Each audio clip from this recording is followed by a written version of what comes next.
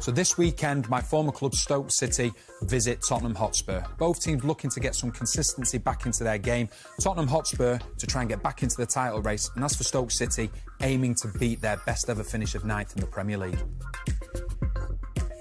Both teams only have one win in their last 4. For Tottenham, injury crisis. That's a real big issue for them. Some key players been missing their team and it's really affected them. As for Stoke City, very low scorers, struggling to finish teams off, and they'll be looking to change that. So looking at the reverse fixture between these two, and as we can see, Tottenham predominantly attack down their right-hand side. Kyle Walker, fantastic going forward. Danny Rose, usually on the left, does the same thing, but because of Ben Davies playing left-back in this game, more defensive-minded, so therefore Tottenham look to use their outlet down the right-hand side as much as possible.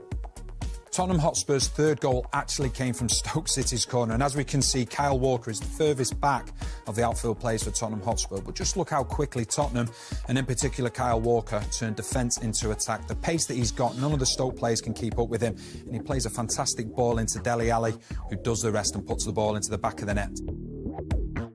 So we've spoken about Kyle Walker and his dominance down the right-hand side, but there's more than meets the eye with that, and that's Christian Eriksen in front of him, who takes up a narrow role, allowing Walker to get into them wide areas more successfully. So let's have a look at Christian Eriksen's recent assists against Chelsea. It's fantastic how he works here. We see Walker, he's the one, he's created problems because Matic has had to drop deep. Eriksen then gets into the space that's been vacated by Matic and has a presence of mind to find Dele Alli with a fantastic cross. As for the second goal, you see the connection once again between Walker and Eriksen. Matic has dropped deep. Eriksen has actually created space for himself by just standing still. Once again, he puts a fantastic ball into the box, and there's Dele Alli to get his second goal of the game. So we've spoken about two of Tottenham's main threats to Stoke City's defence, but here's another two threats that have had great joy against Stoke City in recent games. It's Harry Kane, and it's 4-0. Dembele, back for Kane, loves to shoot from this sort of area and shoot like that. It's a wonderful ball from Christian Eriksen, and Ali makes no mistake.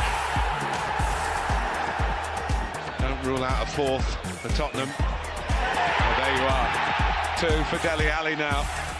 From Stoke City's point of view, it's going to be so important, especially in that midfield area, as the defensive midfielders sit and hold their position. That will enable the back four of Stoke City to then play compact and narrow, making sure there's no spaces in behind the back four for the likes of Kane exploit.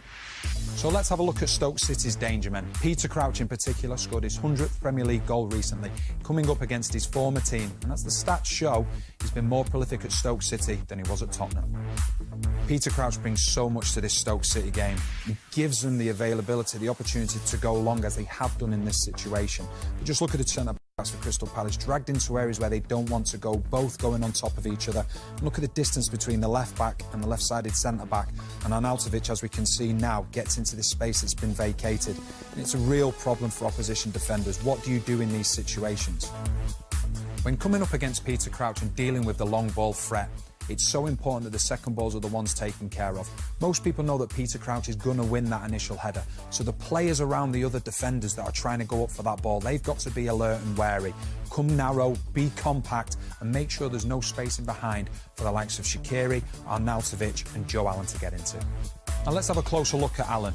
And before we do, let's give great credit to Mark Hughes as well. It's turned him from a defensive midfielder into a very attack-minded one who's having his most prolific Premier League season that he's ever had.